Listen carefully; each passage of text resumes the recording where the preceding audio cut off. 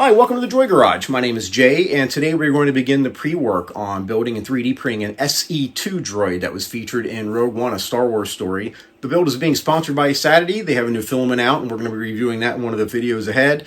The files are available on Essie by Droid Division if you would like to print them and follow along. Today, however, I just want to review with you how I splice and organize all of my files in order to make the most efficient use out of my 3D printing time. So let's turn around, look at the desk, and get started. Hi, thanks for sticking around. We are about to get started on what could arguably be the least interesting part of the droid building process. We're going to start splicing some files.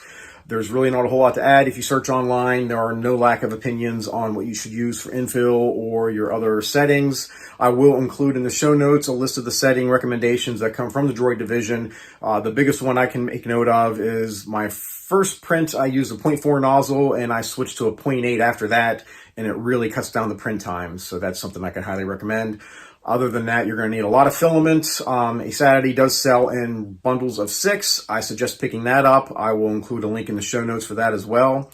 As far as splicing goes, one thing I do like to make note of, I keep a running list of all the files that I'm splicing and saving on the disk. I usually go anywhere from 8 to 10 at a time. I'll write down the name of the file, the amount of filament it takes to complete that print, and the length of time it takes. And using that information is how I judge when I want to start the prints and how I can make the most efficient use out of my printing time. Having the amount of filament that's left also really allows you to use that little bit that's left on the spindle without having to do a mid-print filament change, which is a giant headache for me. I don't think anybody likes doing that. The only other suggestion I have is make sure when you save them on the disk, after you save it, you go through and rename it. Certain printers don't have very long character readouts on their screens, so you want to make sure that you can still read the file that you're going to print. So let's spin around. Give me a few minutes. I'm going to start splicing, and when that's done, we will move on to the next step. Hi, welcome back. We have our file list and our shopping list. We are joined by Hicks. I hope you don't mind the company. So once again, my shopping list, I will do most of my shopping online. AliExpress is my favorite. I found the prices there to be the best. Shipping may take a minute, but we're going to be printing for a little while, so there's no immediate rush anyway.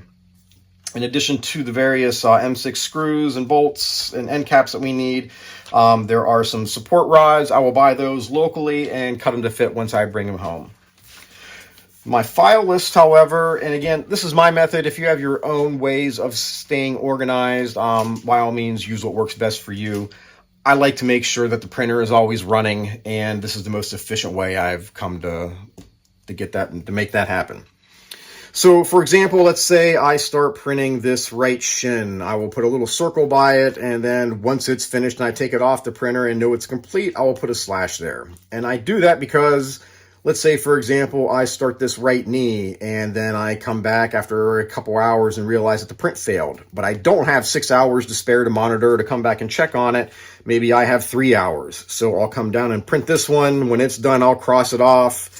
And then I'll come back and reprint this when I have 6 hours. And then once it's finished, I'll put the X through it again. Once again, this is my method of keeping track. If you have something that works better, by all means, use what works best for you or share it with me. Maybe I can improve upon my method. I like having the filament amounts down there because when you get to the end of the roll, this kind of helps you make sure you use the last of it without having to do a mid-print filament change, which I am not a fan of. So there we go. We have a list of our files. We have our shopping list.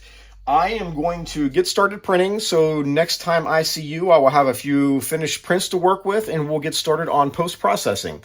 Good luck, and I'll see you soon.